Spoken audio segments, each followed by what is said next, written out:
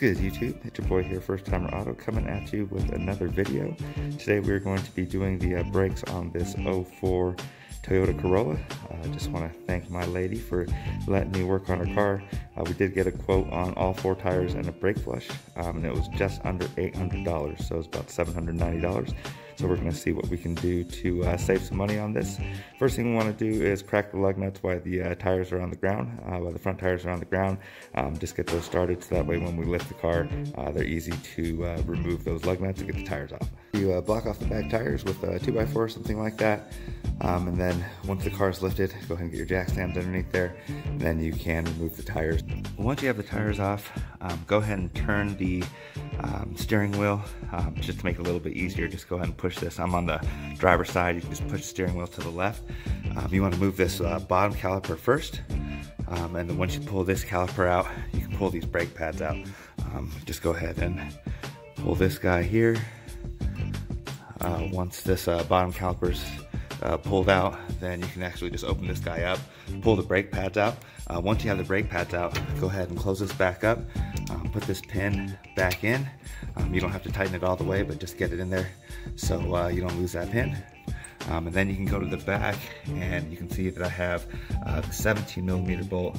There's a bolt here and there's one down at the bottom that I've already loosened up down there. Go ahead and pull those off, and then you can remove the caliper. And when you have those 2 caliper bolts removed, just go ahead and hang the caliper, or you can bungee it up, or just make sure that it's not hanging by that brake line there. That brake line's not designed to hold that caliper up, so just make sure that you have that caliper put away, and then you can pull this rotor off and put the new rotor on. And of course we're going to run into some issues, so my lady could question everything that I'm doing. This rotor is just stuck, the brake dust, and it's kind of rusted and everything over, so this has been impossible. You can see I've banged the crap out of it with the hammer. If you do try it with a hammer, make sure you go opposite sides, so you can try to knock that off, but this thing is stuck on there pretty good, so I ended up going down to Advance, buying some extra bolts with the nuts there, and then we're going to go back through this the same caliper pin hole.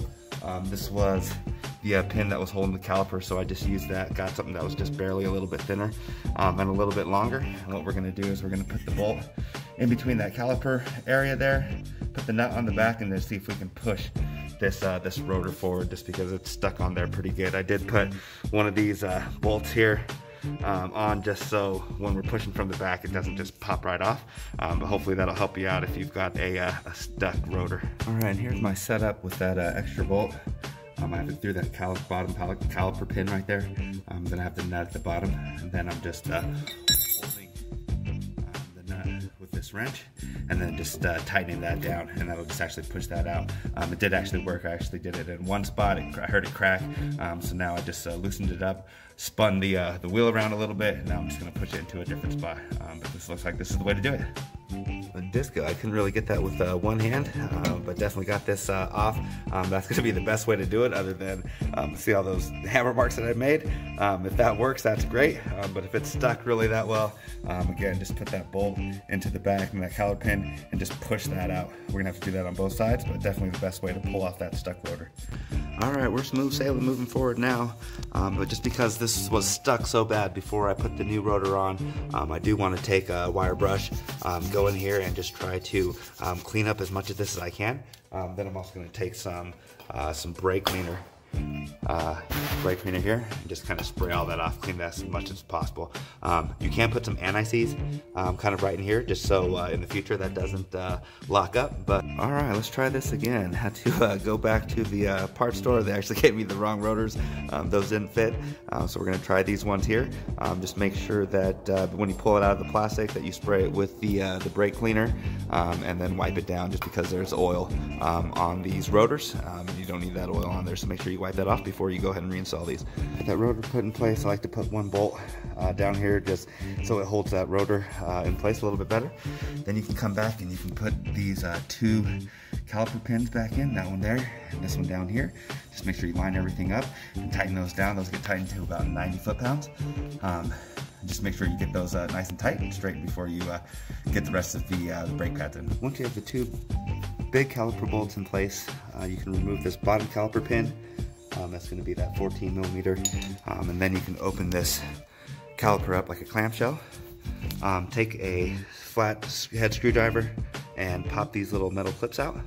And then you do need to reset this piston. This needs to get pushed back in so you can, it has room for the new brake pads. So what I like to do to reset the piston is take one of the old brake pads and press it up against there. Then I have a clamp that I can just kind of squeeze that down. I'll show you what that looks like. And this is what resetting that piston looks like. You just want to put that there and then just be able to clamp that down, and it'll slowly just close down and give you enough room for those new brake pads. Alright, and once you put the brake pads in, there's a little grease that you get with the brake pads. It's good to put it on these edges where the metal hits metal. You can also put a little bit right there, but really it's just for these ends that go into these clips right there. If you just put a little bit of grease right there, then just go ahead and close that down.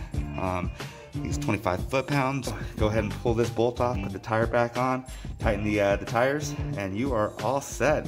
That is replacing the brakes and the rotors on this 04 Toyota Corolla. We're going to look at the rear brakes as well, possibly a brake flush, so we'll see how much more we've got on this video for you guys. Well, the rear brakes, pad shoes didn't look too bad, but knowing my lady, she's gonna want me to get that done sooner than later, so we'll be making a new video to finish out the rear brake pads and drums on this 04 Toyota Corolla. As far as the estimate that we've got, it was about $800. That was for all four tires, brakes, rotors, and an oil flush. So far we've just done the front, so the way that the estimate broke down was about $340, $350 before tax on the front two tires, $330, $340 or so on the back before taxes, and then there was another $50, $60 for the oil flush. So far this is everything that we've purchased or replaced on the front. We got the new brake pads, new rotors, and I did purchase a can of this brake cleaner. I think I'm in for just under 150 bucks right now, so we've already saved $200 just changing out the front by ourselves. We'll make the new video for the rear here soon, and until we come out with those new videos, stay safe, keep turning those wrenches, and we'll see you soon. Thanks, guys.